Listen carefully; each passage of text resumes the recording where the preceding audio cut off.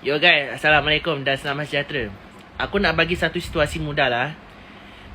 Bila kau dah duduk rumah sewa tu, tapi dalam berapa tahun kau tak bayar rumah sewa tu, dan kononnya rumah tu rumah kau, sedangkan kau tu duduk menumpang rumah orang. Nak tahu apa? Ni Ketua Menteri Pulau Pinang, Chokoyo. Pulau Pinang kekal negeri berdaulat dalam Sekutuan Malaysia. Aduh, oi Chokoyo. Aku nak abad kat hang ni. Pulau Pinang bukan negeri berdaulat. Berdasarkan dalam sejarah antara Pulau Pinang dan Kedah ni, Pulau Pinang adalah negeri pajakan, bukan negeri yang berdaulat. Kalau pajakan, dia mesti ada tuan tanah dia. Tuan tanah dia siapa? Kedah lah. Ni, hampa tengok sendiri video Kedah netizen. Ke bawah Duli Yang Maha Mulia Sultan Kedah berada di Istana Kedah di Pulau Pinang. Hampa tengok video tu.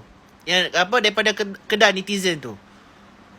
Duli Yang Maha Mulia Sultan Kedah singgah di sebuah istana Kedah di Pulau Pinang. Itu pun hang tak sedar diri lagi kah? Tapi tak apalah, hang kata Pulau Pinang negeri berdaulat, hang tunggu. MB Kedah tengah susun untuk nak dapatkan balik hak dia. Buat sementara ni hang relax dulu, hang tenang dulu. Tapi jangan terkejut tiba-tiba Pulau Pinang jatuh ke tangan Kedah. Kan? Sebab apa tau? Ni apa yang aku tahulah dan aku rasa semua orang tahu. Kalau hilangnya Pulau Pinang, hilanglah DAP punya berkuasa.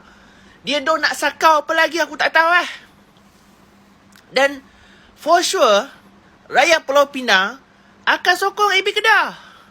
Sebab dalam berdasarkan sejarah, memang betul Pulau Pinang bukan negeri berdaulat tapi negeri pajakan.